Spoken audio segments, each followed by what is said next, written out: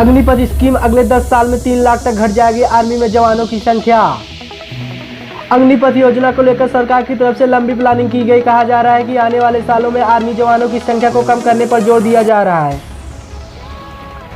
देश में अग्निपथ योजना को लेकर बवाल थमने का नाम ही नहीं ले रहा है। बिहार, यूपी जैसे कई राज्यों में कई युवा अभी इस योजना का विरोध कर रहे हैं, लेकिन भारत सरकार ने अग्निपथ योजना को लाने में कई सालों की प्लानिंग की है। उनकी तरफ से एक्सपर्ट्स के बाद की गई कि रोड मैप तैयार किया गया है।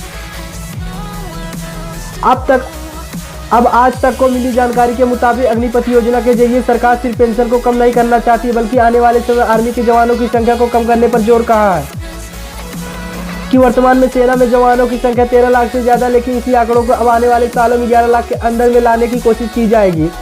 इसके बारे में एक सरकारी अधिकारी बताते हैं कि आने वाले 10 साल में एक तय प्रक्रिया।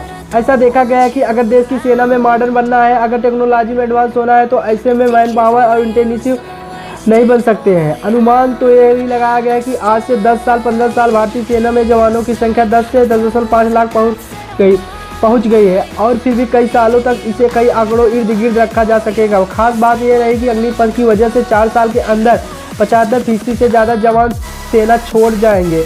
ऐसे में लंबे समय में पेंशन का बोझ भी कम होता जाएगा। इन्हीं मुद्दों को ध्यान रखते हुए सरकार ने अग्निपथ योजना लेकर आई है, बट ये बिल्कुल सही नहीं है दोस्तों। हमारे जैसे नौजवान युवकों के लिए बिल्कुल ये नहीं सही है। वर्तमान में सरकार की सबसे बड़ी चुनौती ये भी है कि डिफेंस बजट बढ़ाने के बावजूद भी सेना के पास नए और ताकतवर हथियारों की कमी रहती है।